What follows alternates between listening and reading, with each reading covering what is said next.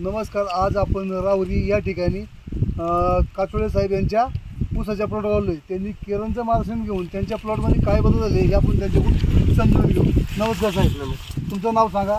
प्रसाद आबासाहेब काचोळे. बरं, तुम्ही आपल्या ऊसाच्या प्लॉटसाठी केरनचं मार्गदर्शन घेतलंय का? हां, घेतल्यानंतर तुमच्या ऊसाच्या प्लॉटमध्ये तुम्हाला काय बदल वाटतं?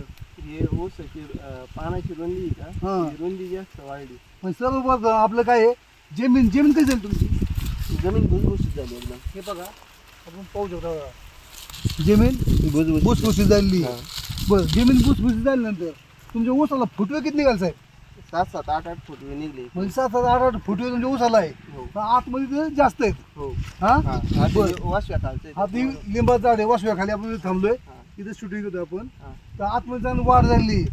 बरं, फुटवे चांगले निघाले. पण पानाची रुंदी कसं काय?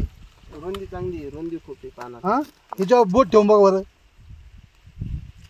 म्हणजे 4-4, 5-5 बोट बसत अशी रुंदी पानाची आहे. हो.